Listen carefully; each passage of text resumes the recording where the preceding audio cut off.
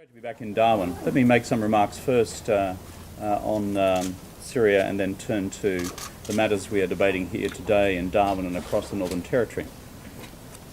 As you know, Australia assumes the presidency of the United Nations Security Council on Sunday. The situation in Syria continues to evolve and we continue to be in close consultation with our friends, partners and allies around the world. The work in New York itself on the preparation of a Security Council resolution is proving to be increasingly problematic. There are a range of views on the Council in terms of the best way forward. The Australian Government position is, as I've stated before, and that is that our conclusion is that there is overwhelming evidence that chemical weapons has been used in this attack, and furthermore, that the Syrian regime is, in our view, responsible, and we have high confidence in reaching that conclusion. We've reached these conclusions based on our own national assessments of all information available to us from both classified and unclassified sources. On the question of where to next in Syria, these are matters which are obviously being deliberated on in various capitals in the world, including in Washington.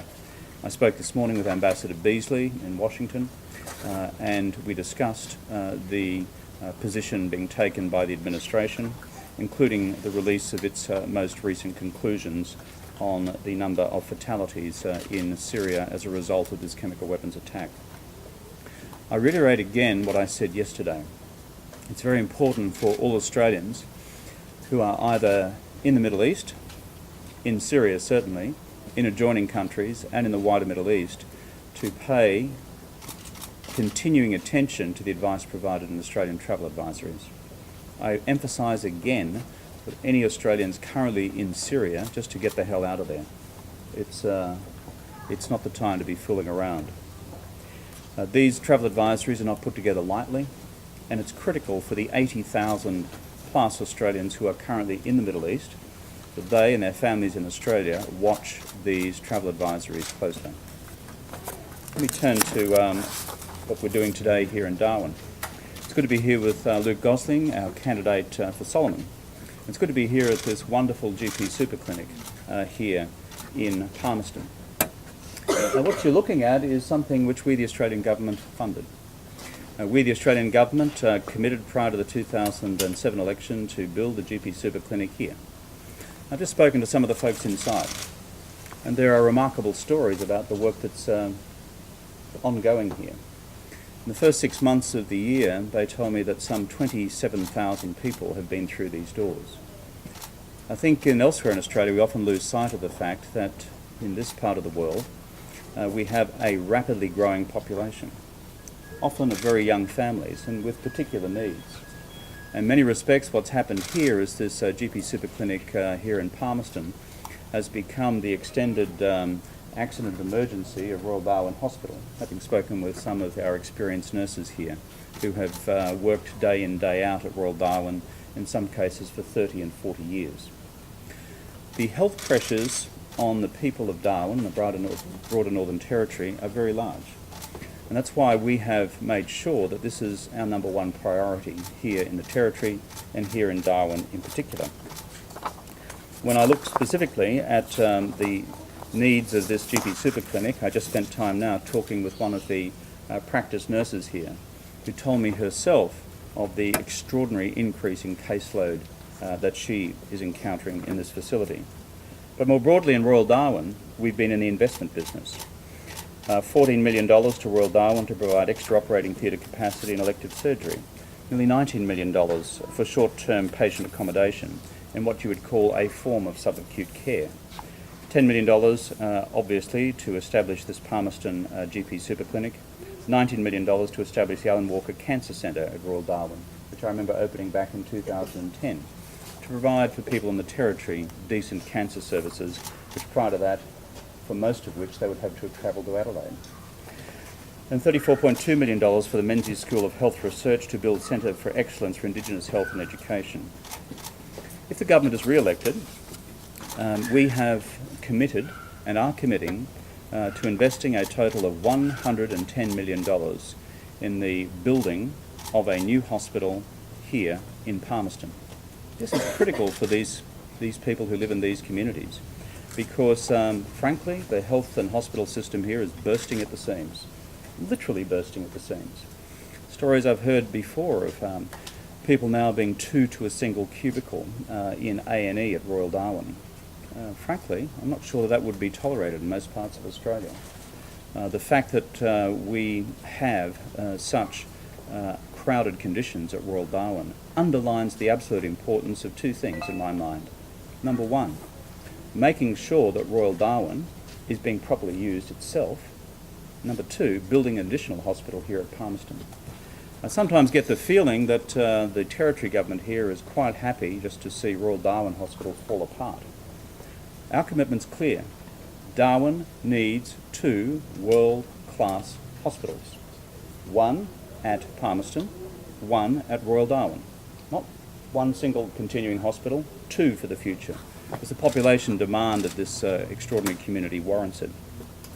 Now on that point, let me emphasise one further point for our Territory friends, and that is that the Australian Government's investment of just under $20 million for the supported accommodation facility at Royal Darwin with 100 beds was there to take pressure off Royal Darwin by being able to take a large number of patients there who didn't need to occupy acute hospital beds. And this is where I would really like to take it right up to the government of the Chief Minister, Mr. Giles. Why on earth has he decided to take this facility, built with Australian government funds, away from the patients who need it at Royal Darwin and use it for a rehab centre which I'm told has a few people in it on a given day? There's 100 beds there. It's there to take the pressure off Royal Darwin. Yet he is simply, in honouring one of his own unfunded election commitments from back when, decided to use it for a rehab centre and simply occupied it for that purpose. I believe in cooperative federalism, but when you are provided a facility like that, $19 million to take 100 beds worth of pressure off Royal Darwin itself, it should be used for that purpose, not be used for alternative purposes. So, our commitment is not just to make sure, to make sure that we have a proper use of Royal Darwin and its facilities, but on top of that you have also a further expansion of Royal Darwin through a $50 million investment into the Royal Darwin Children's Hospital. That, I believe, is the right way for the future as well. Many of our nurses here have worked in paediatrics, and on paediatrics I believe that the concern by a number of the health professionals is also very clear, that they want to ensure that kids are properly treated. And this means that we do need a dedicated kids facility at Royal Darwin. And that's what we're committing that $50 million towards. So number one, $110 million here. Number two, to ensure that we enhance further Royal Darwin for the future.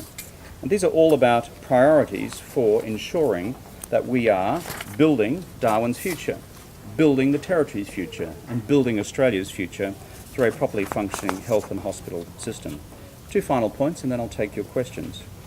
More broadly, we are in the business of ensuring that the needs of the Northern Territory and the needs of Darwin are met across the board. When I look at what we're building in the education system, apart from the large number of libraries and multipurpose facilities and science and language centres that we have built, we're also, through the Better Schools plan, radically investing in Darwin's and the Territory's schools into the future. Under Mr Abbott's alternative plan, schools here would be $1.1 million worse off. This, I think, is something which all Territorians will take keen attention on. Also, Mr Abbott's plan to get rid of the school kids bonus. There are nearly 6,000 families here in the Territory who draw upon that, and each of them, over the course of their kids' education, for an average family would cost them some $15,000.